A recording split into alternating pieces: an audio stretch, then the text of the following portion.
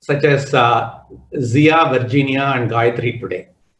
And once they start speaking, you will understand what motivated them, what challenges they met, and how did they manage, and how are they still managing all this and still also managing the family. Yes, you all can do it. We look forward to that. We are here to encourage you, to motivate you. And once Zia starts talking, you will understand the incredible person she is. I started engaging her for this one day session, but she started engaging me for a continuous several things, including how society should care for women, should understand them, should understand their specific needs. All said and done, this world has been created for man. There has not been enough care given to women. So we are going to start an MMA, another series called Listen to Our Women. Listen to Our Women. And Zia is going to be one of the first speakers there. Now, it's a great honor for us that Gopal is here. His brilliance is something that all of you know. I do not have to talk about it. I had the privilege of working with him in the same board where he was vice chairman of Hindustan Lever and I was a director. And Virginia Roche is a business tycoon. A stunningly big business that she runs.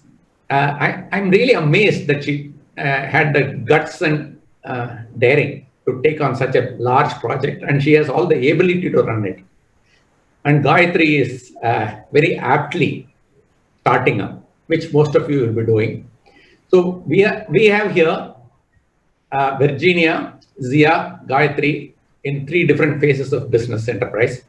So we have a lot to learn, and we'll start with Zia. Zia, you are most welcome to start.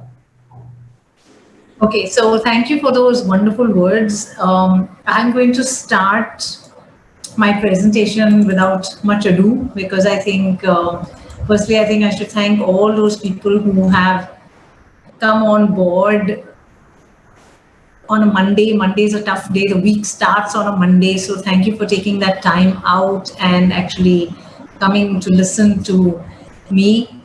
It's a privilege to be invited by MMA. I'm especially delighted with Mr. Balraman and Mr. Gopalakrishnan. We're, alumni of the same organization, but they were, out there and up there when I started my career as a young management trainee. I was in awe for them and very inspired by them. And I think they've inspired many leaders in corporate India. And thanks to this particular session, I've got to know Gayatri and Virginia very briefly, but they seem like people I would just absolutely love to get to know more. So I really firstly want to thank everybody for this opportunity, and Group Captain Vijay Kumar, thank you for all the support to actually get this started so smoothly. I'm going to actually be talking about this voyage of discovery, and I don't know when it started. So the whole idea is to talk about my entrepreneurial journey. But if I look at my working life, then 2/3 of it has been with big corporates in corporate India, as has already been described. And I'll just touch a little upon those. When I was going through that journey, often there was a time of, hey, why me, why this? Because I handled amazing brands and, had great experiences. And actually, if I go back even before corporate India, if I look back at St. Xavier's College, a college which opened my mind. It was a college which encouraged you to explore, experiment, accept diversity, look at different dimensions of things. And I think to be an entrepreneur, that is an ability that you need to be able to look at very many different things. So if there are any young people listening, I'm saying use your time in college, school, everything to just, explore as many things, because that's what makes a difference when you actually venture out on your own. Cutting across to, of course, my MBA college in Bajaj, we had the good fortune of having a lot of visiting faculty, so real life case studies, and some of it, I can now see how it helped shaping this company called Aquasail.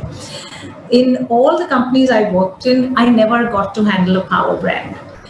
And that time I never got to handle, a brand with huge marketing money and with that, absolute reach across the different countries in the globe. But today, I think that's what's helped me in my entrepreneurial venture. So sometimes I think there's a design for everything, because how do you do a lot with very little? That I think is the story of entrepreneurship.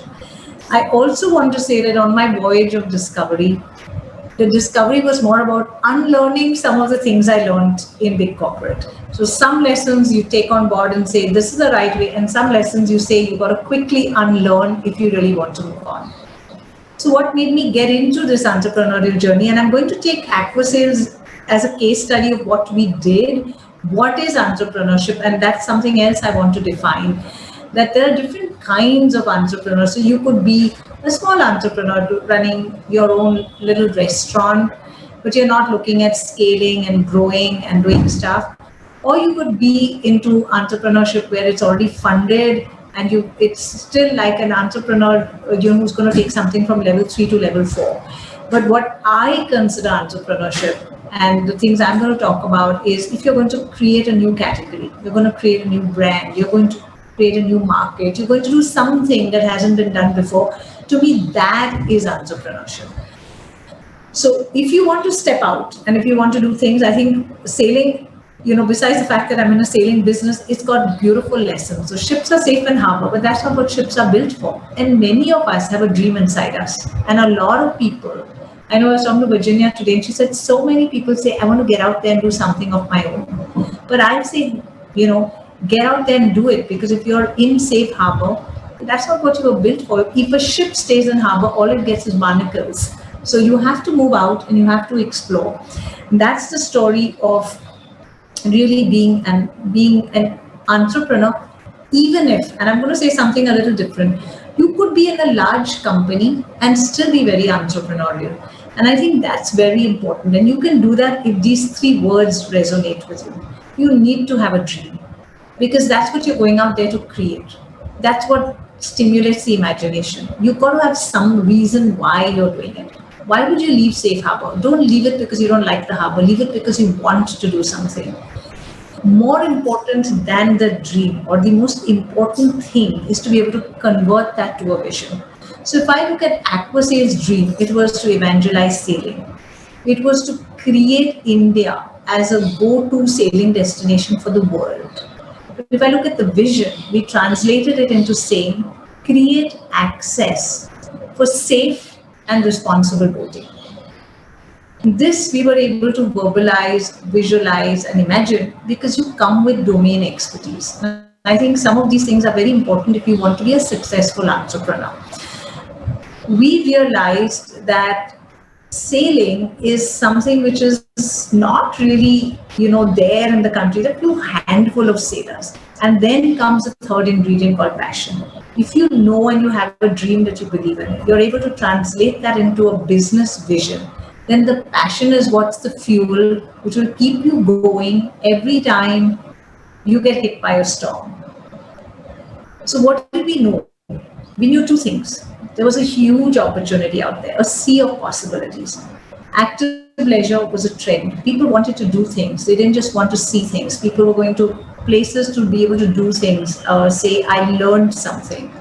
But on the other hand, there were all the issues. India is a country which, like everything else, is a country where, people are not very sporty.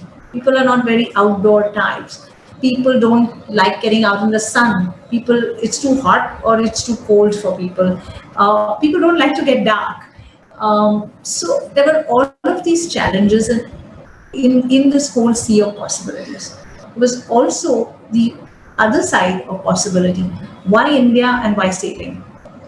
7,200 kilometers of coastline, some of the best conditions for sailing. But what did we have to do? We had to educate the world and Indians that that's so, and that it's possible, and that great predictable wind conditions, warm water and warm weather is what you need to create the magic of sailing. So what did we do? In a big company, if somebody said, hey, Zia, I'm appointing you as a project for this company, and this happened to me all the time, by the way, when I was in Unilever, somehow I was always taught to do innovation funnel and, new projects. And you do a lot of market research, pressure test, market research, hire the best MR companies, business plans.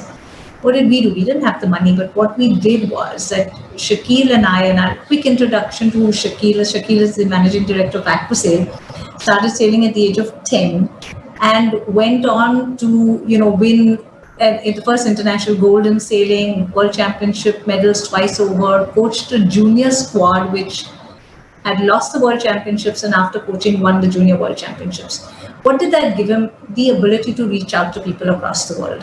What did we do?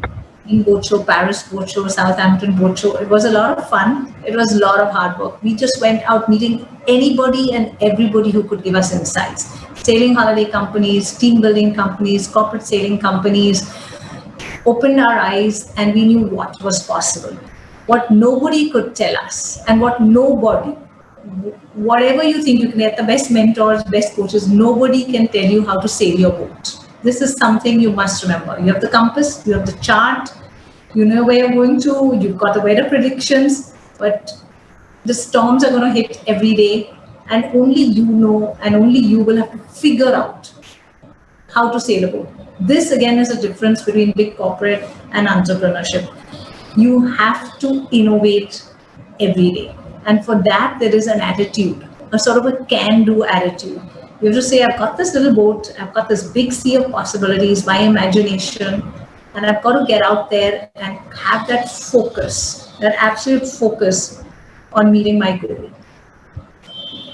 Innovation and ideation are beautiful words. So Aquasail does a lot of team building programs. We have a lot of CHROs talking to us, and often they'll say, I want to build entrepreneurial spirit. I want people to think innovatively, but I think you have to be in the skin of it. You have to live innovation. So in fact, you have Six Sigma, you have a lot of different innovation tools, you have funnels, you have various ways. But in entrepreneurship, it's the whole ability to wake up every day with a new idea. And one of those ideas, you have to make it happen. So I'm going to talk about innovation to execution, which is what actually makes entrepreneurial ventures really, really succeed. So what did we do? I told you all the challenges. Was somebody going to wake up one day and say, Aquasail exists, so I'm going to Google wanting to go sailing? No. Most people whom I met would say, hey, that's so exciting. I really thought I'd love to go sailing, but isn't it too hot? Wow, you sail at 3 PM? My God, it must be so hot. I said, we can't sell sailing to the Indian audience. What we can do is sell them what they want. And take this product called sailing and meet a need. What was that need? People are desperately wanting to do something different. Take a city like Bombay. What is there to do besides eating? What's the entertainment? So you want to get out conveniently. And it all fell into place in a business plan. An in-city location like Bombay, iconic gateway we call it, a little weekend getaway called Manwa, magical Manwa is what we call it, and Goa. People want to celebrate special occasions. So we started creating products around what do you do for your birthday, what do you do for your anniversary, what do you do for your child, what do you do for your to propose to your girlfriend, and what do you do for Valentine's Day, romance. And this means that we took, and really this beautiful red color is, Valentine's Day, family occasions, small and big, all suddenly started capturing the imagination of people. Hey, you know what? I want to sail. But what we tell them, you really want to do something different, come and sail a boat. What else did we do? We said sailing has multi-dimensional facets. If I'm just thinking that if we just thought of sailing in a very technical term, Shaki is a coach, he's a world champion in sailing, we could have said we'll create a sailing school, or we could have said we'll sell boats. So that's not creating and evangelizing sailing. Sailing is a social sport, a leadership sport, a sport for the family, a sport for the adventurous, a sport for somebody who wants to just relax and chill out. Something for everyone. The beauty, something for everyone from anywhere. So the best thing was when we had, say, people from Australia, like one of the meccas of windsurfing, coming to India to Aquasail to Goa to learn windsurfing. And of course, things like TripAdvisor and all started playing a very critical role. So we realized the world's our oyster. Then we said, okay, this is for trial. People will come, they will sail. We've had 75,000 people, coming and going and sailing and getting on a boat. we need to keep them there. So the academy, the Aquasail Academy, started playing the role of getting people to stay with you, and the skill of it, the thrill of it, teaching your children, teaching a life skill. So we looked at that part of it, the bucket list, new segments, schools. So the whole idea was we were not selling sailing, we were selling a solution where sailing was an answer to just many, many things. It became bigger than sailing.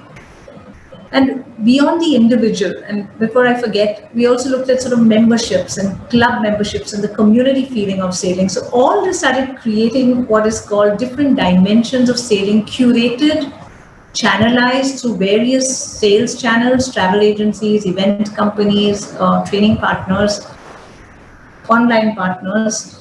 And then we looked at corporate India. Here's a fleet of boats, 40 boats out there in Goa.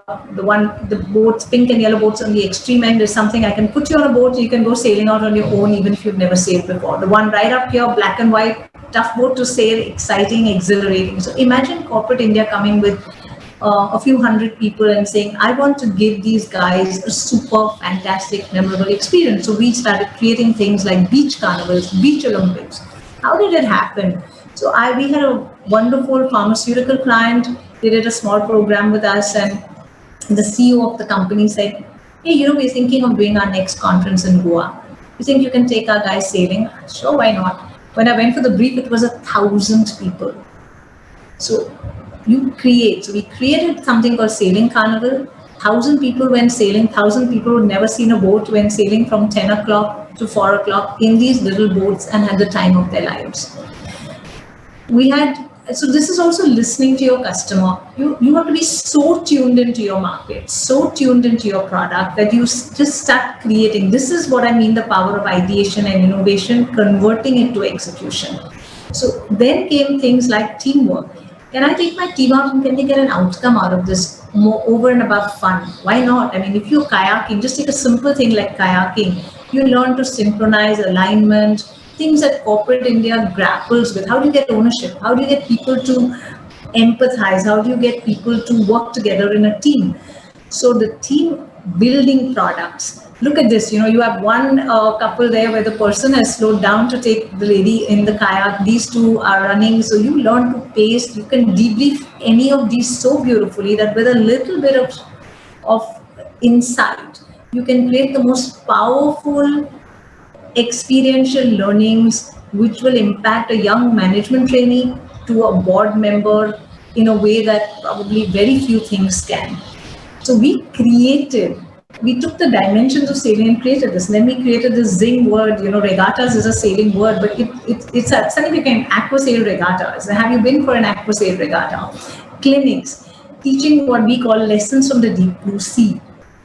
More than just that, we said there's a huge need in corporate India to network. So whether you're an IT company, you're a bank, and I say change the access because this is another opportunity. I'm going to keep talking about opportunities and challenges. So when we had one of our clients who said, what a fantastic thing you're doing, but can't we just do it is there anything we can do together?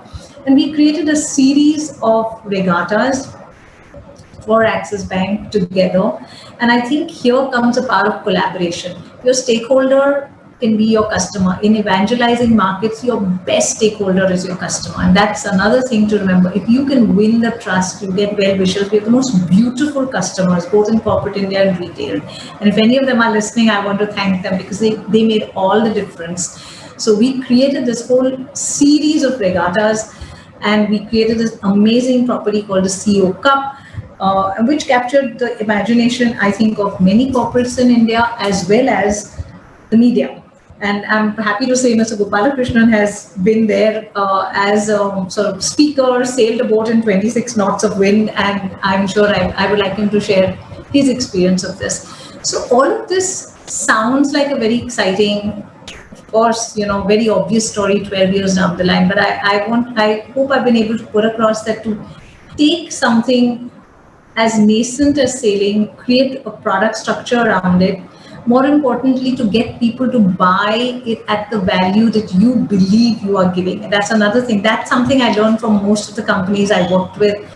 Don't undervalue your product. Sell value, create value. The customer is willing to pay for value. We are a safety oriented product. So ensure that you give value, they will come back. And I think it took a lot of guts to do that. So when we were able to take that and we were able to execute it flawlessly, the bigger thing, however, was it sounds like smooth sailing, but it wasn't. Every day, with all of this excitement, was disappointment, was wondering where you're going to have money to pay the salaries, money where you're going to have to pay the rent, somebody's not yet paid the advance, and how are you going to manage to buy the stuff that you need for the next event? How are you going to fly people down? Resilience is something that every entrepreneur needs. And I have a little story to tell about this because I think every entrepreneur must be able to capsize a boat and get back on it 100 times. So when I started sailing, how did my sailing journey start? In 1984, in Xavier's College, 12th standard exam, me and two friends of mine whom I'm still in touch with, we went off to Goa, saw this beautiful, colorful sail, waited for it to come back. This person was a national level windsurfer, still in Goa, still in touch. And he said, what are you doing? He said, I'm windsurfing. And, so next day we went windsurfing. So how do we continue? He gave us a contact in Bombay. And we came back to Bombay and we explored sailing. The first time I went sailing, I went and I got on this boat and I started doing whatever the person told me to do and I capsized. And all that person told me was get back on the boat. And I clambered back. I was quite shocked. And he said, sail on. And then, something happened and I capsized. He said, get on the boat, sail on. I came back home and my mom said, how was your sail? And I said, Mom, I capsized. And she said, so how was it? And I said, it was the most fascinating experience of my life. And I think somewhere there I realized that capsizing a boat can be fun. You must be able to get back on. And this resilience, this ability to get back on and sail on is a very critical attribute of an entrepreneur and of an entrepreneurial journey. Along with this resilience is the ability, and it's very important to note this ability to recognize opportunities when they are thrown at you. Again, if you get into analysis, paralysis, and a lot of, let's look at it and let's weigh this opportunity, you're going to lose that opportunity. Opportunities come and they go, and like the alchemist, universe conspires. I really believe that. So as I said, when we started Aquasail, and there was this whole thing of we create a sailing holiday company ultimately. To create a sailing holiday company ultimately, you needed to have a sailing center in Goa. It's a place which attracts the maximum tourists, the place with the sea which attracts the maximum tourists. Great place for domestic tourism, great place for MICE and corporate engagement. How do I create a sailing center in Goa? We had gone, when we started Aquasail, we went north to south of Goa, but couldn't find a hotel or anybody who had that imagination to understand what we were doing. And one day I got a call from an ex-colleague of mine.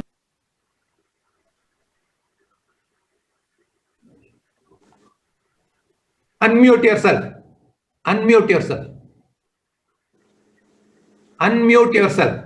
Okay. So let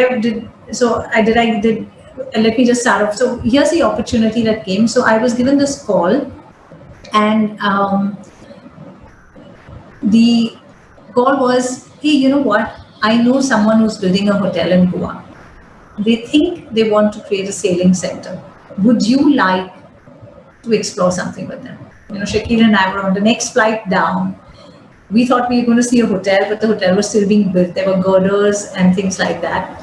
And we went and we talked to the people. The project manager happens to be, again, the universe conspires, a French person who was a sailor. And we talked and we said, you're still building the hotel. The plans are there, but they can be changed. Why have a few boats? If we have a lot of boats and we build a beautiful world-class sailing center, we can cater to all of Goa, anybody who comes into Goa and all of the world, and it can be the first hotel with a fantastic sailing center.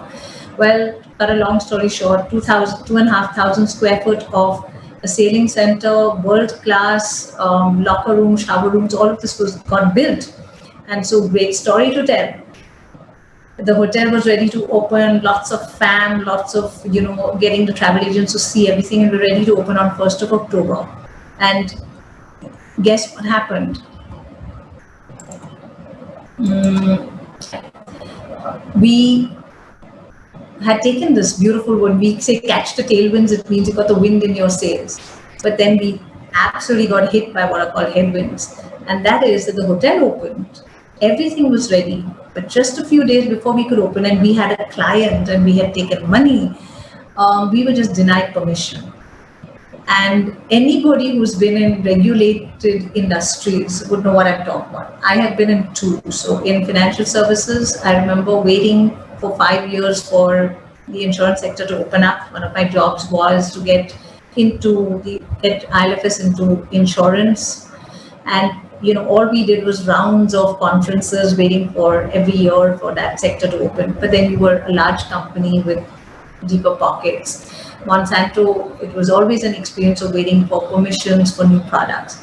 But when a company like yours has invested in 40 boats, foreign instructors coming in, infrastructure, marketed yourself, actually, taken money and, got a pipeline of clients ready, and you're denied permission for no reason. It was the toughest setback we've ever had. It took us 5 years. But that is where you had your anchor of, this is what I'm going to do, these are my boundaries, and I will get it, but I will get it in the way I want to. So 5 long years of waiting for Goa to happen. So these kind of setbacks and these kind of opportunities will hit an entrepreneur literally, and I really mean it, every day, small and big. Now, after so many years, as we were looking at, okay, we've got this fantastic set of clients, corporate India, great set of products, how do we take it to the next level? And to take it to the next level, I'm happy to just share, very good news that just a few months ago, last October, we had a very like-minded investor coming on board, Mahindra and Mahindra, and that's another thing, that when you look at the fact that they were a client who came on board because they were able to imagine with you. And I think that's the beauty. If you have partnerships, they must be people who understand your dream, your vision, and bring that amazing value, which together then creates a synergy which is unmatchable. So that became, I think, my next voyage. And as we thought, wind in your sails, guess what happened in March? COVID, okay? Which is, I know, affecting everybody here, but think about it. We are in leisure, we are in tourism, we are in the hotel business. Once again, navigating completely uncharted waters like the rest of the world. But there's one thing a sailor knows. We put there, no wind is favorable if you don't know which port you're going to. But I look at it the other way. Every wind is favorable, even a COVID wind situation, if you do know which port you're going to. And I think that is something that I would really say, that is the attitude. You have to look at how you're going to do it. So what are the learnings in this leadership voyage? One, I've talked about it. Every day, every minute is a new challenge. How do you meet it? A word called agility. Again, when I look at the briefs that I get from corporate India, agility is a big word. If you look at this boat, everybody's doing something. You just got to be agile. You adjust this sail, you adjust that, you adjust the way you go, you do everything, and you have to be able to meet those, not only a challenge, but grabbing an opportunity. Be prepared for it. I think it's being prepared and then responding. The other big challenge, and this has been something which for me has been the biggest learning, and I think the biggest challenge is right talent at the right time, at the right price, in the right place. It's something that everybody I speak to, every entrepreneur I speak to struggles with. And the message I would give is about pacing yourself, calibrating your dream, calibrating your vision, because you're just never going to get what you want. And it's not just with people, it's with resources. But I think really one of the big challenges to grow is having that people with that passionate attitude. So my own team building programs taught me this. I one day saw, I was watching kayaking and saying, if only she would row a little slower, he could keep pace with her and the kayak would go faster. And you realize that you have to slow down. Sometimes it's a great lesson for CEOs, by the way, slow down to go faster. So let's look at the kind of team we managed. What was the challenge? We thought our biggest challenge would be getting instructors. And it's true, Shakil had coached 22,000 kids But not one of them was going to look at sailing as a corporate career. Because imagine in India going and telling a mom, I'm not going to be an engineer or a doctor, or I'm going to go and become a sailing instructor. It doesn't work, doesn't fly. So we had those fantastic sailors coming on board whenever we wanted them and we needed them. They came in and brought this ultimate dimension of racing when we were doing certain kinds of programs. But we reached out to the world. Said my customer is global, so can my team be? And so we had people coming in from UK, Tunisia, Kenya, Turkey, amazing bunch of instructors who came in, and in fact that became a differentiating factor among other things for Aquasail. People for whom teaching, sailing, and racing and instructing is a career and they're passionate about it. We also got an absolute amazing mix to back this up, which is fishermen from Ratnagiri, local talent. They love their boat. They understand the sea. They don't have blood in their veins. They have salt water in their veins. They know how to look after that boat through storm and sunshine. And though they've not really sailed sailing yachts, in 2 days flat, they can sail a boat. And nobody knows the tide or what's going to happen, and there's a storm coming like them. So what a mix of foreign instructors, my Tyndalls from Ratnagiri, and a whole bunch of other people who just got together to create and execute those absolutely outstanding programs that we do. Here it is, this is a team of complete mix, and we don't, everybody is part of the team. Every single person is part of that. So you have to create that, because if you're in the kind of business I am in, services, you need to have people who execute. And the other one, of course, is a lesson for everybody, entrepreneur or not, is that whatever happens, you can't say I didn't have the resources or I didn't have the people. But what you will have to do very proactively every time is adjust your sales. And for that, again, I come back to execution and process. And again, big corporate to entrepreneurship, I would say that I'm a very process-driven person. From day one, Aquasail implemented a CRM system. We had huge amounts of data. We had medical forms and collected all kinds of data, because that's where I was brought up. Data, market research, and I'm very grateful for that. And I think you should take the learnings from whatever experience you've had and apply it to your new venture. But don't get stuck in process. You have to get things done. And I think for me, that was another huge learning step. And I find that a lot of people, when they move, if you can't deal with ambiguity, you can't be an entrepreneur. You have to be able to deal with ambiguity. You have to be able to deal with something happening which was never planned for, and enjoy it. I think that's the biggest thing. So look at these 4 people, they all know what they're doing, but somebody's going to do something wrong, you adjust, you make up. A continuous learning curve. You have to continuously explore. Make that plan, make that vision, write your statement, but be ready to explore. Engagement with your stakeholders and enthrall your customers. They are the ones who make all that difference. So be anchored with your vision, ride the wave of opportunity, change course every time you need to. And most importantly, just believe, believe, believe, believe, and believe. And I think that is what makes you successful. If all this happens, whether it's in your business, entrepreneurship, or life, and this is my life's philosophy, I really believe this. The universe conspires to make things happen. So with that, I end my story so that I can leave time for questions. I want to say something. It is a very challenging time for everybody. For big corporate, I can empathize with everybody who is running a business today. All I can say as sailors, we know one thing. The tide turns. Wait for the tide to turn. It must, it will, and be patient. But in that time, keep polishing your boat if you're waiting in harbor or wherever you are. And I think these things, this ability to be patient also is a very, very critical aspect of entrepreneurship.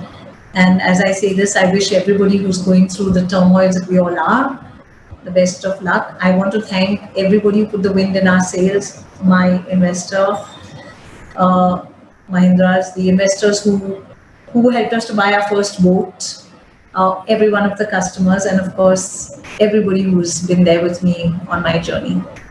So thank you very much, MME, for this opportunity to share my story with everybody who's out there listening. Thank you, everybody who's listening, for coming on a Monday evening to listen to this.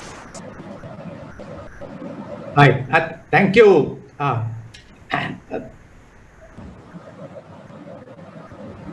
Thank you, Zia. Zia, in fact, Virginia was telling me that we should run programs of how people are managing the COVID situation, because she said it has stunned the world and there is a danger of, people losing heart.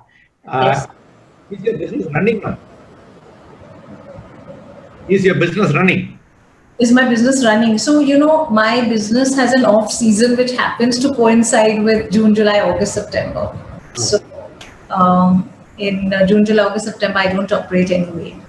So, what we have done is, in response to COVID, we have done a pay now, sale later scheme with a 14-month validity. So, I'm just saying that you have to do these things. We're also pivoting onto digital to say that what I have to do is I have to turn my model around from corporate to retail.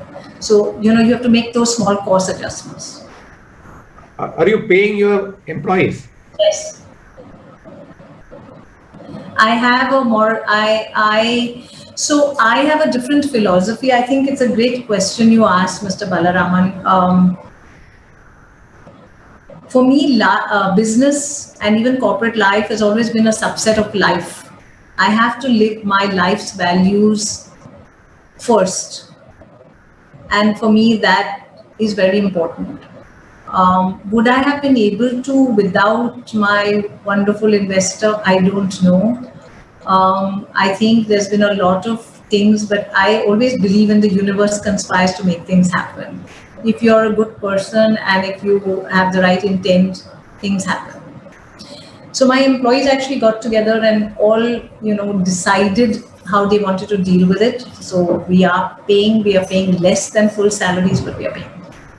Yeah. Okay. No, we understand, because it's very difficult to keep an organization going without cash flow. But Virginia did advise me, look, Mr. Balraman, at this time it would be a good idea to bring people together and share ideas on how we manage to survive COVID and be ready. So, and since you gave me the opportunity, I thought I'll ask you. Now, you see, we have very exciting panelists. I have a hidden agenda in bringing Gopalakrishnan here. The hidden agenda is that he keeps on writing books, okay? And if we manage to inspire him, if we manage to convince him that the cause of women in business is worthy writing about, he will write and we will get his support. So how do we trap him? It's up to you three, okay? Now, of course, I have more aces up my sleeve, but I'm starting with you. Now, who wants to comment? Virginia or Gayatri? Gayatri, okay, Gayatri. Thanks, Zia. That was, for about half an hour, we were all enjoying the nice sea, as I could see from every slide of your presentation. That was excellent. The thing that I grapple with is how do you model this? Now, this is again uncharted territory. You didn't have an industry, a sailing industry where you could borrow a business model or something. It was completely different. That's the same thing that I struggle with in my business. How did you model it? And obviously, the model was it you would have built blocks on the model. So how did you handle that? Not just the financial modeling, the business model itself. Yeah, so I think part of it I covered in terms of, so that one thing I learned, I'm a marketing professional. Okay, so the customer is the core. Like I said, I didn't sell sailing. So I had a classic chart. It never goes according to that, but it helps you to structure your thought process. So we had very clear, there's corporate and there's retail. In retail, we said people who will tentatively try, go into learning, go into memberships, and go into maybe even buying a boat, timeshare, fractional ownership. So we did a 360-degree modeling for both retail and corporate. Okay, and it's very important. The big thing that helped us was Shakir's domain knowledge. So the same boat could be used for different things. So it was very important to invest in not very expensive. You know, I have 80 boats, by the way, 80. Okay, all right, 40 in Goa and 40 across Bombay, Mandwa. But they're not the most expensive boats. The Okay. most expensive boats are fractional, they're bought by somebody, used by us, etc. So there's a whole modeling on how do you manage your what seems to be an expensive fixed capital investment. How do you then sweat those assets by using them flexibly? It's like a hotel. So Grand Hyatt, in fact, is a great example. Grand Hyatt is a hotel we are in. That hotel that we found, I forgot to mention the name. So exactly placed between north and south. So they have all these rooms, right? Now they use them whether somebody wants to do a wedding or somebody wants to do a big corporate thing. So they have the banquet hall. So by mixing and matching, you can do that. So I think we realize that if we can get these pieces right and use the same asset and sweat it across different products, then you've got a winning product. And you also hedge your bets then. The month corporate is up, retail is down, etc. Quite heavy on the investment to start off with then. So not really, because we didn't buy very expensive boats. So if you look at those boats, so one would think, and I think those are the myths we want to break. That you have to be a very rich person to buy a boat, and a boat costs a few crores. Well, no, a boat costs a few lakhs. And so for a business we had to buy it. Why did we buy it? Because we want to ensure quality. I don't want to just take different customers' boats. We had a purpose. If I'm going to make yield race, they have to be good racing boats. They have to be comfortable racing boats.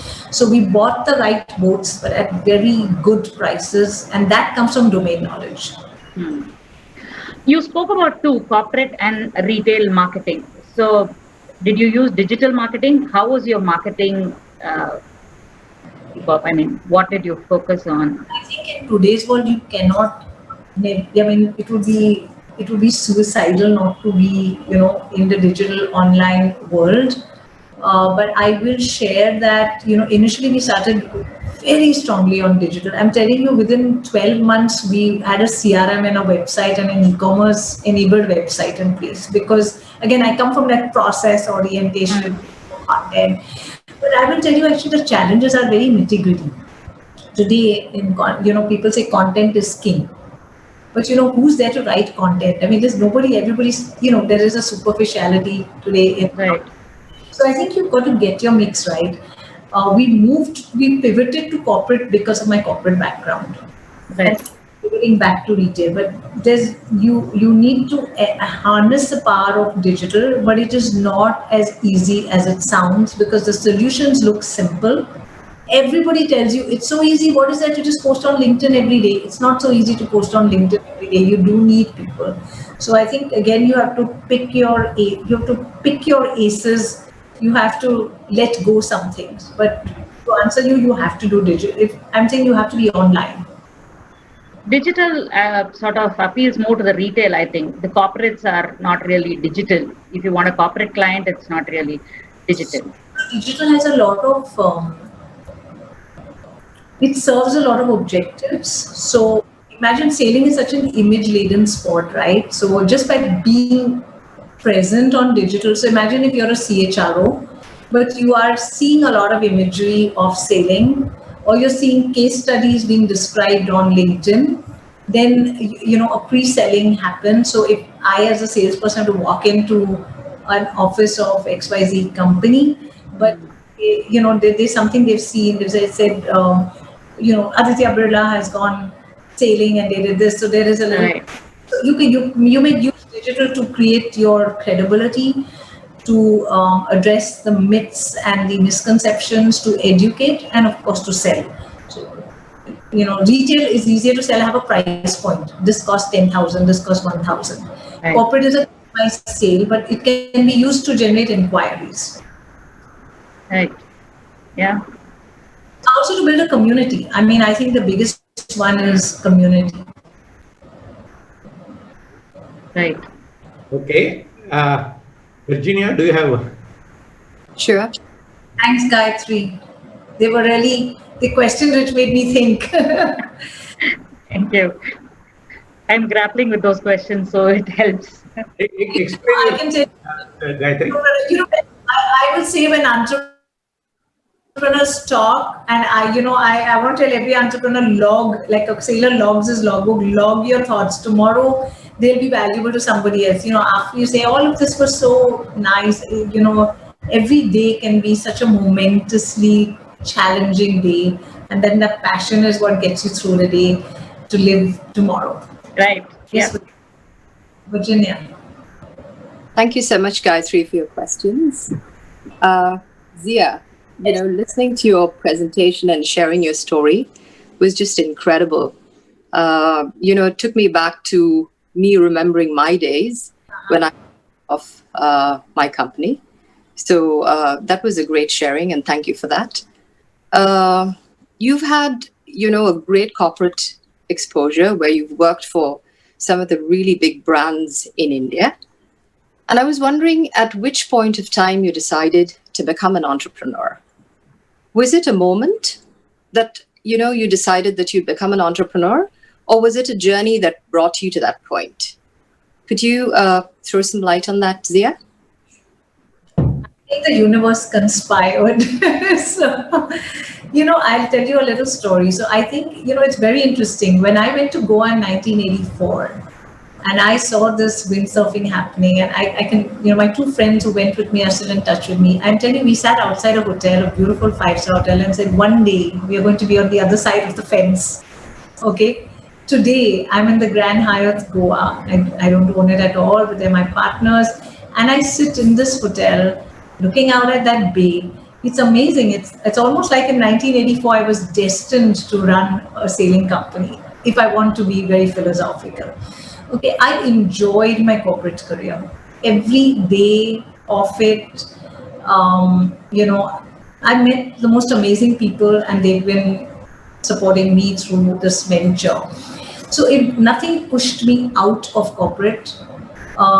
Really honestly, Shakil had started this company. I could see him, I would, evenings we would discuss, and sailing was close to me. I could just see the value I could bring here. And then one day I felt that the value I can add here is just more than the value I'm adding where I was. And it's interesting, my last boss, the CEO of Monsanto, is somebody who's been with me in my journey of Aquasail, has supported me through it, still with me in terms of mentoring. So it's been a wonderful journey. So maybe it was 1984. I always had this in me. But I would say that I think after 40, 45, if you feel you've done a lot of things, suddenly this is challenge that comes at you and you want to get there. It was a temptation to get there. And I can tell you that just imagine what I've got. I'm running a company which is sailing. I love sailing.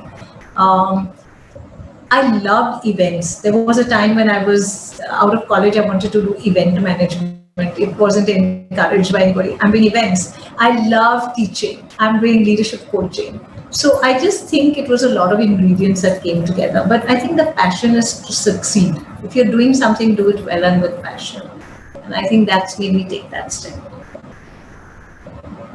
So, how did you identify, that this was something that you wanted to venture into and commercialize? Because everybody has so many different passions, right?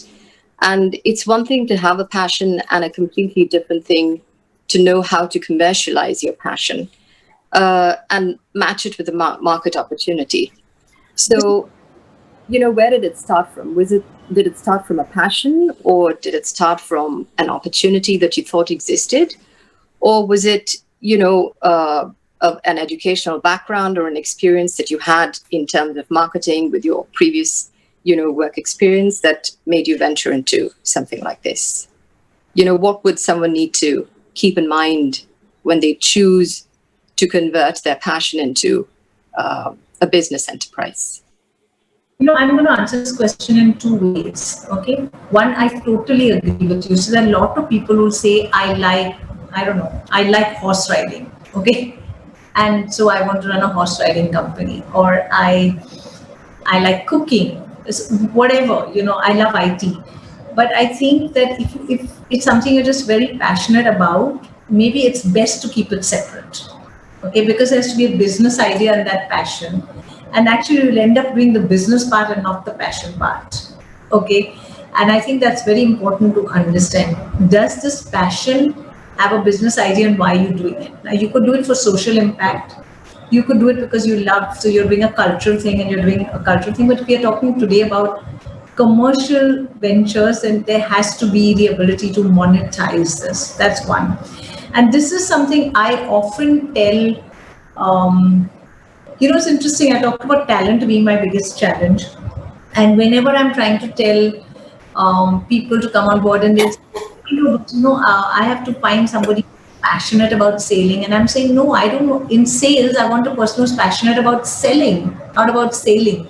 I want someone who's passionate about digital marketing. I want someone, my sailor instructor has to be passionate about sailing. So both ways. If somebody who just loves sailing and he comes on board to do my marketing, he's not going to succeed. If he doesn't like marketing, he doesn't like sitting and crunching numbers, he's not going to enjoy this job. He's in fact going to wonder why the hell he's as a sailor sitting and crunching numbers. So keep your passion separate from your business if there is no business idea in it. And if you can marry the two like I managed to do, then I think, you're a very lucky person. But otherwise, ensure that you know why you are doing it and have a plan. Bring in expertise. You need the ability to execute. You need to have a business plan. You need to understand your customer. You need to be able to, draw upon insights of other people. Then you convert it. It's not just me. So I'll give you an example. My brother is an artist. Okay, he does stained glass artistry. I'm just sharing it. So that's a small enterprise, unlike mine. He loves, and by the way, he was the one in Oman. So, he loves his stained glass. He creates outstanding stained glass stuff. He's made that into his business. It's a family business. So in the sense, he's got a studio and he does it. He's not going to have 25 stained glass studios, but enough to meet financial goals. But he's there and working with his hands and loves it. So you have to make that balance. I think that's important. Thank you. Thank you, Zia. So if you look at Ashish Hemrajani, who's done Book My Show, he's a sailor. He's not converted sailing into a business, but he's converted maybe his love for technology or just his love for business into something. He sails every Saturday. So, sometimes you keep it aside and sometimes you create it. For Shakil and me, it was the vision of saying India has the most beautiful coastline, the best sailing conditions. We got so much out of sailing. Why don't we bring this joy to people? And there was a reason in that. But we were very clear we needed to make it a commercially successful venture. There was a purpose. The purpose was to help people enjoy India's coastline and sea. Yes, but we had to make it commercially successful. Naturally. When I look back at, when I was in corporate, we had these beautiful exercises of vision, mission, purpose. But, you have to be able to connect to that. You have to be authentic about it. I think that's another very, very important thing. Yeah. Gopal? Well, thank you very much, Zia, for that wonderful presentation. It brought back to me many memories of my sailing with you. I thought I'm too old for it, and Zia, being the archetypal salesman, persuaded me that not only am I young enough for it, but I should bring my wife and my daughter. You got the pictures there of my sailing. I have to say this. So, Miss, RG, as we fondly call him, and Sir, here he is. It was just amazing. He came and said, can I, after this, I've got to go for a function and, I hope I won't get wet. And I said, no, you won't get wet. These are like big boats. And it just as luck would have it, that's the day it blew 26 knots. 26 knots is very strong wind in Bombay Harbour. Everybody else's boats were off. And, Mr. Gopalakrishnan came and sailed and raised. You can see him raising his hand here. You can see him helming the boat with one of these fantastic women sailors that we have. So, Gopal, that was like amazing. The way you energized everybody, and 26 knots of wind, that's a feather in your cap. Thank you very much. I didn't know what's 26 knots or 25 knots. I didn't know the difference. But all I know was I had to turn up in some other place at about 6 or 6:30. You were I very was absolutely drenched. I didn't have, thanks to the 26 knots, it was a very rough, choppy sea. And they arranged for me in the yacht club a little place to have a quick shower. I didn't have my own towel because I didn't expect to have a shower. And it was a very memorable experience and brought back all those memories to me. I think it was Axis Bank, wasn't it, who was a sponsor or something? Absolutely. This was part of that amazing thing that I talked about, the Axis Bank Regatta series, which, I mean, everybody just wants to be there as part of it because it's such a fantastically curated experience. And in the middle of all this chaos and getting wet, it had been planned that I would give some short speech on management, which was totally misplaced. But nonetheless, we went through it. So thank you very much, Zia. You have become a very charming storyteller, and I loved it. I met Zia when she was a young trainee, and I was the managing director of Propond in Bombay, in Bangalore. And that must be 20, 25 years ago. And I then ran into her about maybe 10 years ago, or maybe 4 years ago. Her office was opposite mine after I retired from Tata's. And she reconnected and came to me. And periodically she would tell me about her plans and could I advise her or help her in a small way. I don't think I could do very much of that, but sailing with her made a big difference to the way I thought about things, because I experienced without a lecture, but today I've had the lecture. All the lessons that she talked about: agility, making your sales to your job for you, expecting uncertainty as a way of life and not assuming that it will be certain tomorrow. I also experienced something that, if you don't mind, Balram, I would like to say a few words on this, because I feel deeply philosophical at this stage of my life, which is understandable. I am the happy husband of one woman, happy father of 2 daughters, and happy grandfather of 3 daughters. So there are women all around me. And obviously I have my passions and my dreams for women. If nothing else, in my selfish interest, to be a co-panelist with 3 wonderful women, each of whom has chartered out their own course, whatever their circumstances may be, is something that's very, very gratifying for. And I think India's true potential will come out when there are lots of Zias and lots of Virginias and lots of Gayatris, not just the guys who come in the pink papers. They also do a good job. I'm not against them. But it's a very different type of entrepreneurship that we are hearing about today. The pains, the pangs, the difficulties, the frustrations. And I've always, although I've worked in large companies, I've always also had a little entrepreneurial, creating new demand, creating new brands. And I've found that entrepreneurship, whether it's in a large company or a small company, there are differences, is a bit like what a mother does with her baby. And with the number of women around in my family, I'm seeing babies quite often. The motherhood is the best lesson for entrepreneurs. There's uncertainty, you require agility, you require your wit, you require networking, and you name it. I mean, there's nothing which is certain. And sailing is since all men can't become mothers, and they will never appreciate it unless they have 3 daughters and granddaughters, sailing is the second best alternative. Motherhood would be the best alternative, but men can't do that. I met Shakil as well, and he's a fabulous guy. He's very quiet, reserved. He's like the techie in a software company. I mean, he knows everything about the sea, he knows everything about the boat, and he will let Zia do the talking. Good husbands always do that, and he's a good husband in that sense. What I found very interesting in your presentation, Zia, is I have colleagues of mine who use magical words, and I have sort of summarized some of them. I appeared to see all of them in your presentation. For example, Harish Manwani often says, if you need a successful business, you need logic and magic to come together. And I think it's a nice catchphrase, but I think you did that very well. He also uses another phrase, Harish, you people don't know him, but he's quite an articulate guy. He says you must have the ability to see the picture and the pixel. Good one. You must see the big picture, but you must also be able to see the dots. And I find that Gayatri asked a question about digital marketing. And, we often think of digital marketing as some abstruse, clever things which software guys do.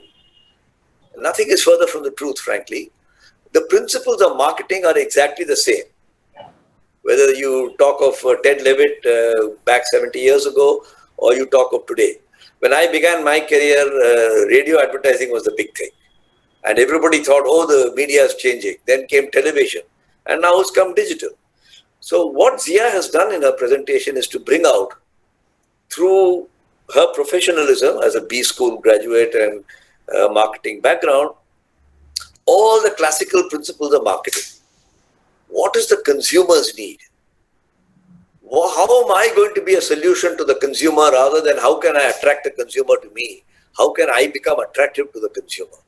And you're constantly choosing themes and methods to try to attract the consumers to your proposition. And if it doesn't work, you don't blame the consumer, you blame your product and you go back and do the work on it. So I have to say, great credit to you, Zia. I think this will be inspiring. And the questions that Gayatri asked and Virginia asked were very perceptive, because this is the question that everybody else faces as well all the time. There's a guy called Bill Gross. I don't know if you've heard of him, but it may be not inappropriate for me to mention. Bill Gross is one of the biggest venture capital guys in Silicon Valley. I think he has funded 800 something like that, some huge number of startups. And one of the things he did, as usual, out of the 800, probably 50 made all his money and the other 750 lost the rest of the money.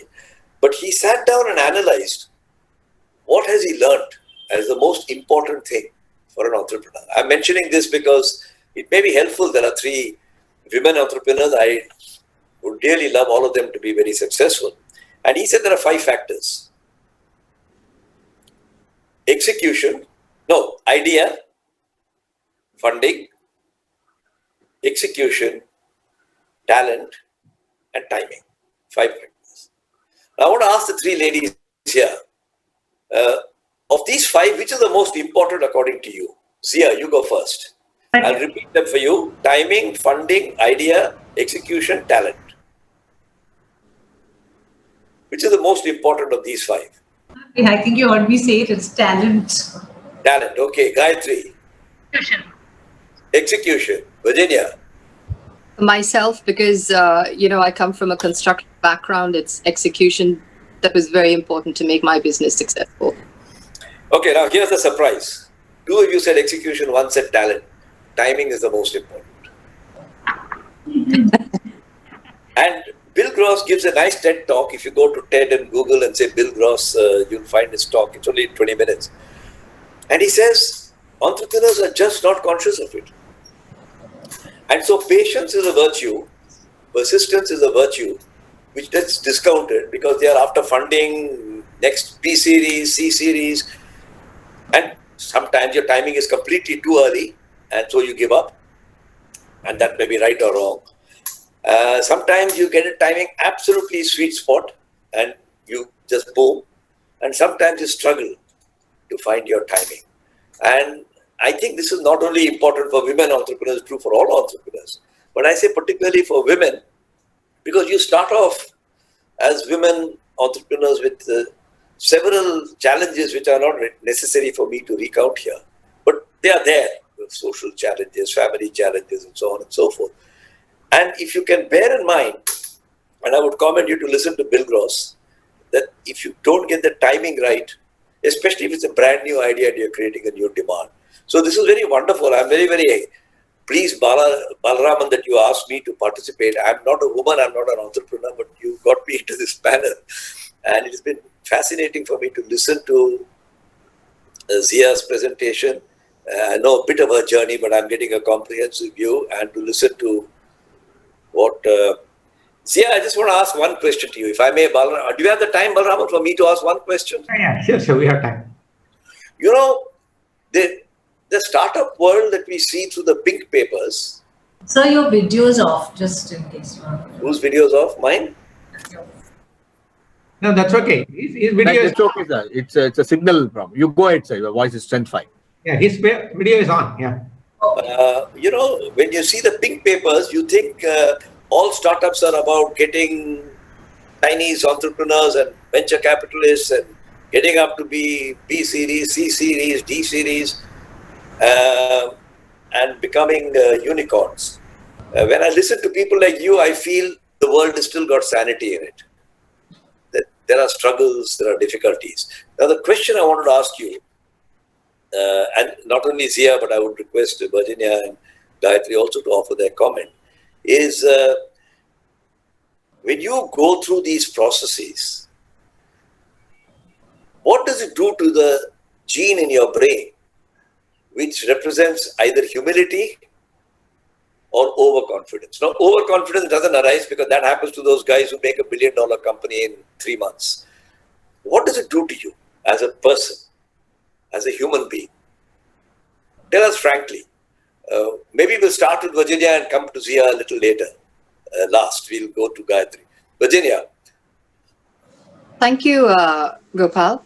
For me, failure or setbacks in my business made me accept that failure is okay. And despite, the fact that we face failure, it's not the end of the day, but the next day when you get back at work, you've got to give it your best because there are people whose salaries that you need to pay, there are bills that you need to pay. So just being bogged down with failure is not something that you can do as an entrepreneur because you shoulder the responsibility to, paying your bills, to making your business run. And, the financial pressure is always there, unlike how it is when you're an employee of an organization. Yeah.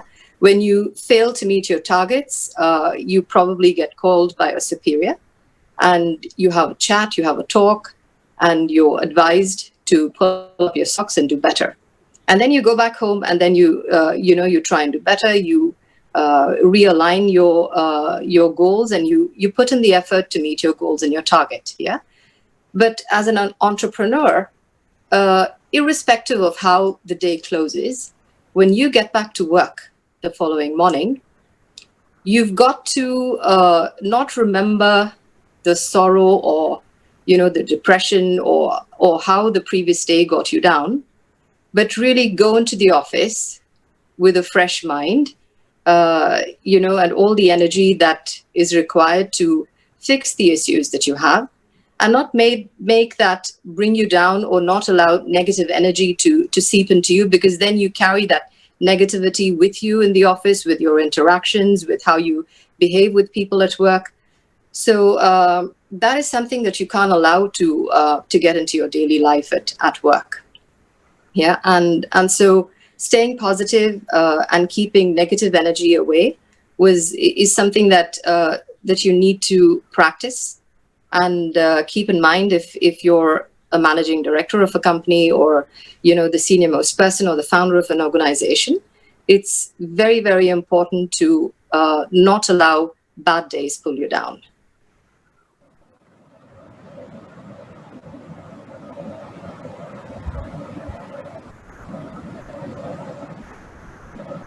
Gopal, are you there? Hello?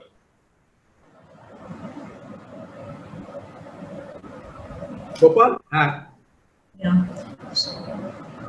Gayatri, you explain your angle.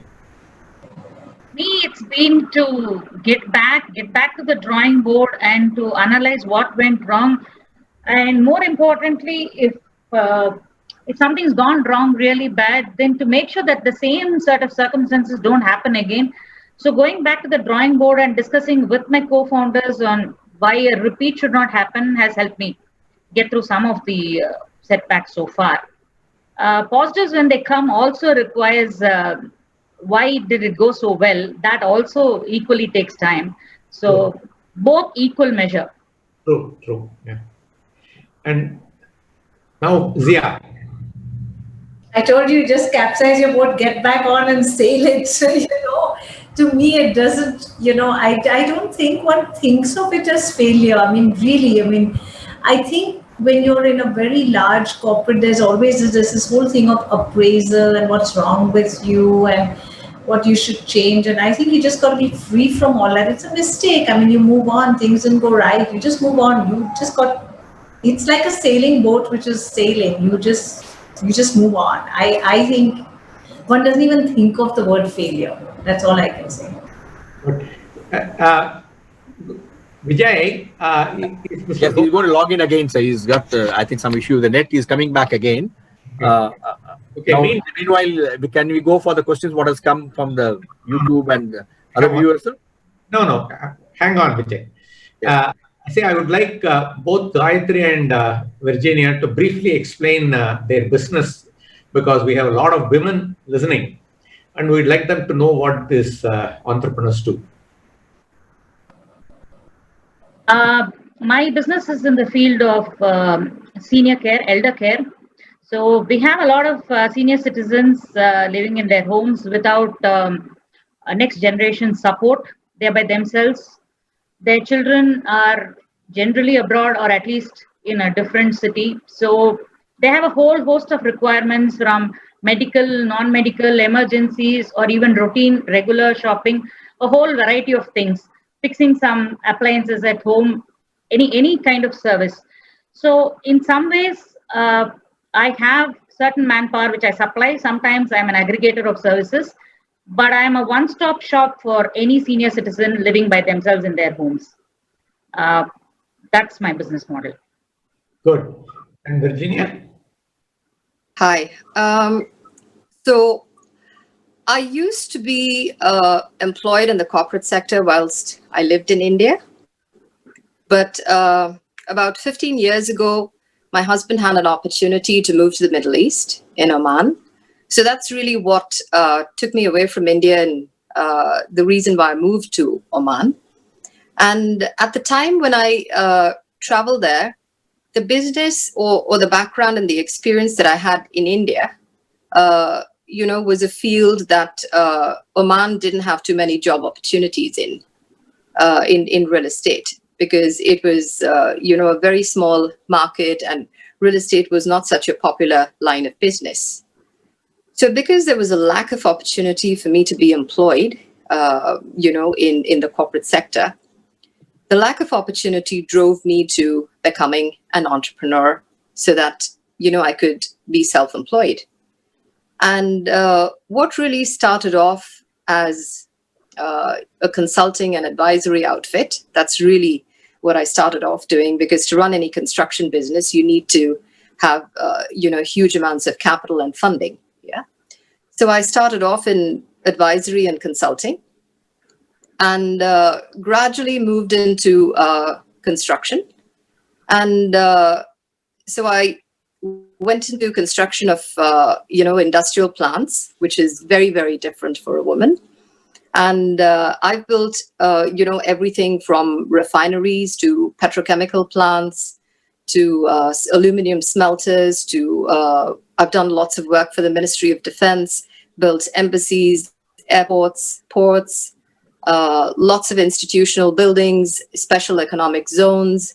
So there's tons and tons of, construction work that I've done, both in the civil sector as well as the industrial sector.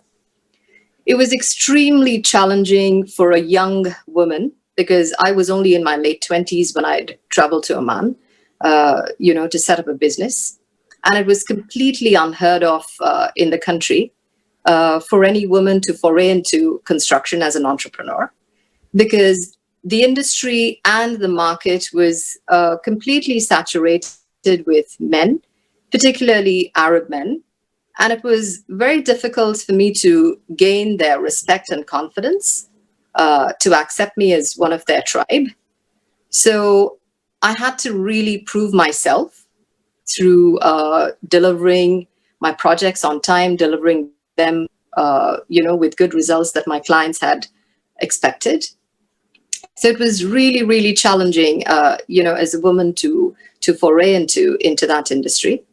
But it was constant effort, constant hard work, constant innovation. I remember not spending anything short of 15 to 18 hours a day for the first 6 years of running my business. And I was never shy to do anything within my company, whether it was, taking photocopies or meeting my biggest client to win a $20 million project.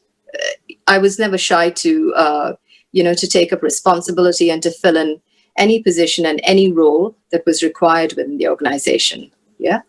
So pretty much done most of what exists in construction in Oman. And I've had a very, very fulfilling journey in the country. And I decided that I wanted to come back to India last year. And so I'm back here in India now.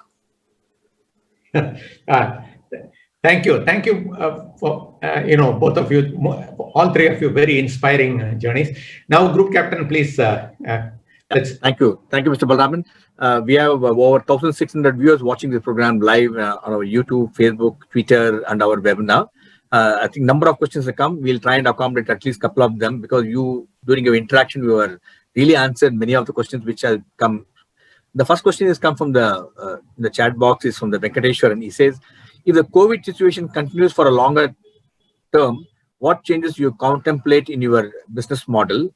And also another question to you, by roping in celebrities, do you think your business can improve? There's a question to Zia, please. Okay, I'll just answer the second one first, but that's easy. I have roped in celebrities, but so we've done Bombay Times with a lot of models. We did a Women's Day with them.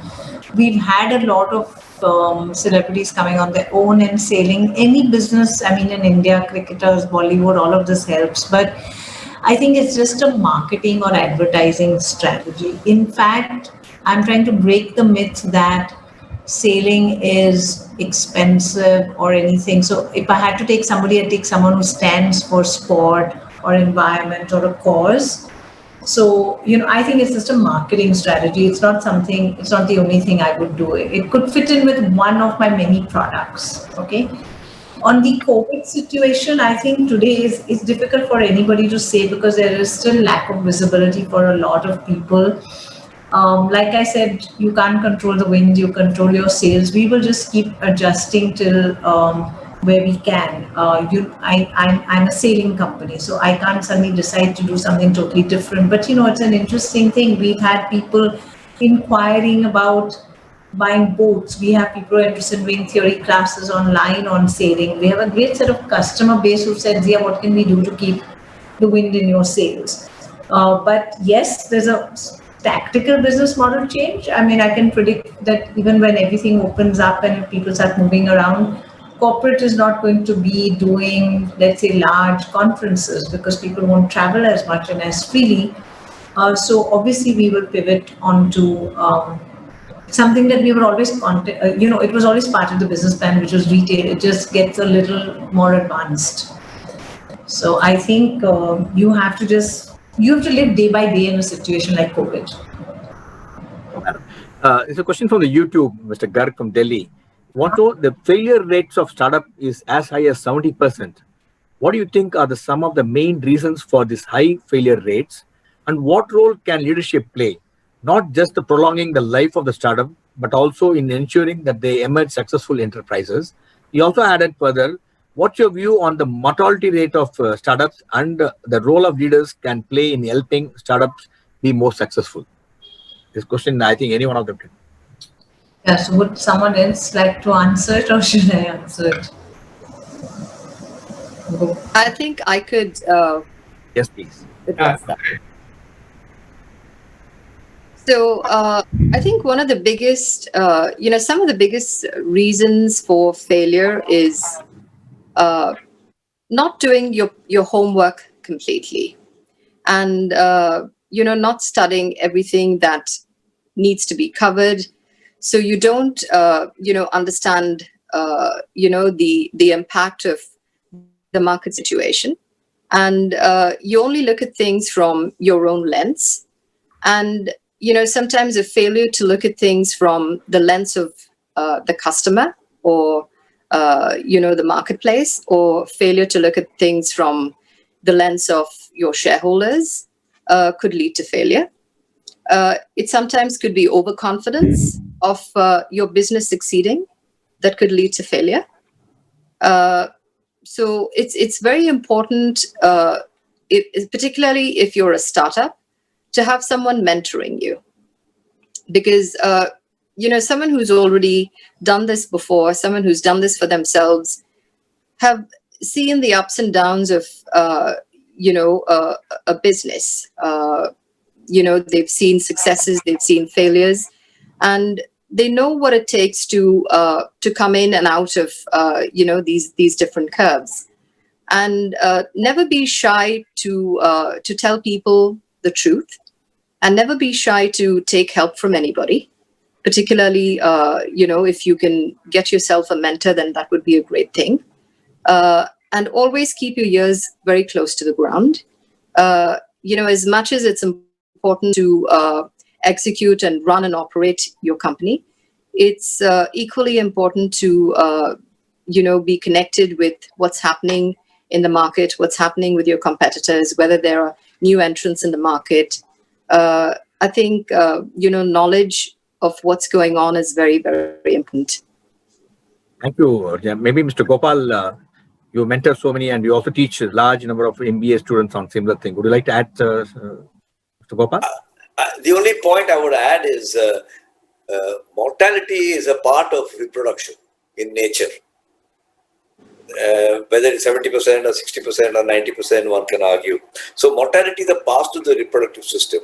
And the species that survive and grow are the ones who are more interested in the risk than the fear of failure. The fear of death is enough to kill the species. The attraction to the risk. So my short answer is you can change the mortality needle, like you can change the efficiency of a steam engine. You can't make it 50%. Thermodynamics doesn't allow you that. So it's plus minus 1 or 2%. So you change the mortality. Don't fear mortality. That's part of the game. And these three ladies, spirited ladies, have demonstrated that this morning.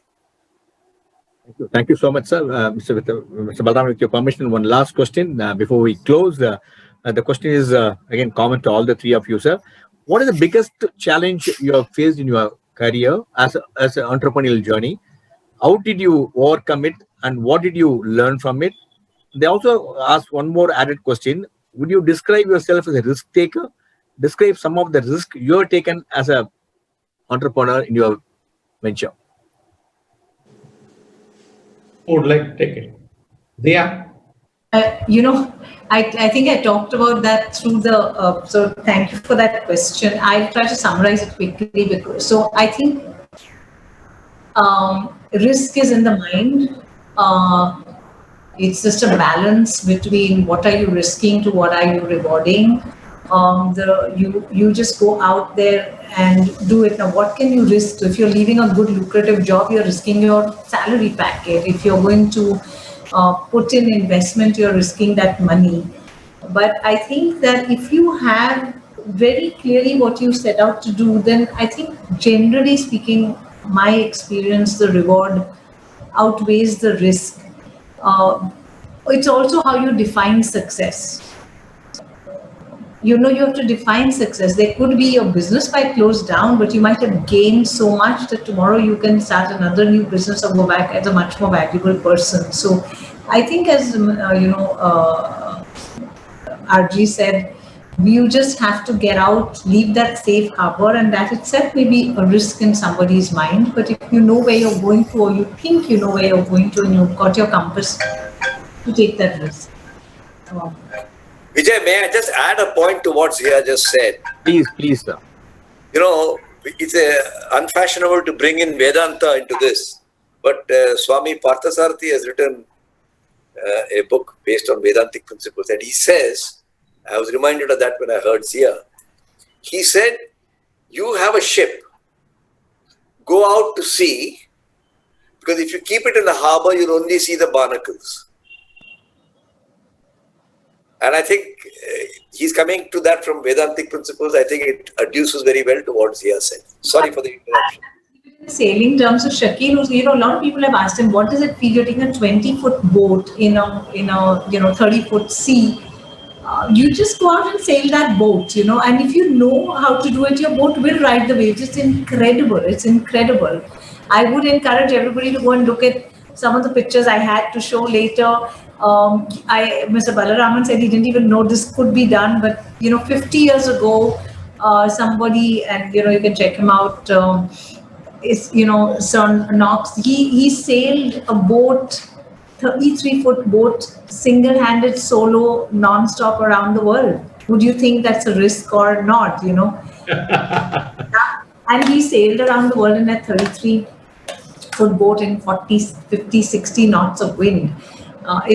These are feats that some people do, and we do it in our lives every day. Sometimes we don't even realize the risks we are taking. But check out Sir Robert Knox. Check out the fact that, I just want to leave a thought with everybody. This boat was built in India, in Bombay, in Colaba. Okay, just think about it. So, there is just these things get together, and there's just let the wind fill your sails. Just adjust your sails at the right time and de-risk yourself for a moment. Put down anchor if you feel the risk is too much, but lift it up again at the right time. Super. Thank you so much. Before I request Mr. Balaraman for a continuing remarks, as a token of our appreciation for our distinguished guest of honor this evening, I would like to present certain mask, because that's a requirement which is there today. We can't come and do it physically. On your behalf, we are presenting a mask, 400 mask, which will reach out to the NGOs and the people. So this mask, our team go around the places and hand it over to them personally, and also we'll work with some of the NGOs who take care of them. So this is really very helpful to them. And thank you so much for so kindly accepting our thing, and we'll be doing it on your behalf. Thank you so much. Now I may request Mr. Balaraman for his closing remarks. Mr. Balaraman. Yes, our journey as continues. We will keep trying to celebrate successes of women in careers and on enterprise, and we hope that we will bring more and more women into this, and somehow improve their standard of living and their societal dignity and respect, as well as add to India's gross national product. We, after all, have to catch up with China. So if $2.7 trillion has to become $5 trillion, obviously 50% of the Indian population, which is women, have to come into the employment and business stream. Definitely, for us to close on a happy note, Gopal echoed what my astrologer friend used to say. He used to say it's all about timing. If you have good times, you are doing well. If you have bad times, you are doing badly. So, Gopal, you were forecasting and predicting, and in an astrological sense as well. Thank you, Gopal, for taking out your time for this. And I do hope you will write many books about women entrepreneurs. And thank you, Virginia, and thank you, Gayatri, and above all, thank you, Zia. Thank you, sir. I just want to say it's such a pleasure to have two of my, previous corporate leaders with me on this panel. Thank you, and lovely to also have met Gayatri and Virginia, and thank you for everybody who spent their time listening. Thank you very much. Sail your ship, be safe, and fair winds to everybody. Shall I tell you something? You see, this is the second program in the last 18 weeks that your program is rated by 74% of the people as excellent. Thank you. Thank you. It was all the enthusiasm that you put into it, sir. Okay, Zia, thank you. Gayatri and Virginia, great to meet you. And Group Captain, as always, thanks to MMA and Balaraman. Thank you. Bye. Bye. Thank you so much, sir. Thank you so much for the large number of participants. If some of your friends have missed this event, please tell them, and it's all available on YouTube, Facebook, and also our website for next few years. And you can always log in and watch. So you can access it. Come to Madras Management Association on YouTube. Yes. You'll access it. There were one or two sort of personal questions on the. I will share the chat with you, and yes, you can take it forward. I will share the entire. Yes. Thank you So many of them, the accolades and so many of them that I thought I should be sharing with you, so you will get to know. Thank you so much, ladies and gentlemen. Thank you, Virginia and Gayatri, Zia. Thank you, Balraman sir, for being so ably taking the session this evening. Thanks so much, and for large number of viewers watching this program, stay safe, stay healthy, and good night till we meet again. We have lined up phenomenal number of events in October. We look forward to seeing you, and some of them are outstanding, including subjects which are being discussed today.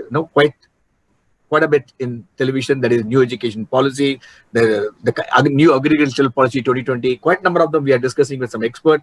Please do come, and you will get really insight and thought-provoking insights will be there. Thank you so much. Stay safe, stay healthy till we meet again. Bye bye. And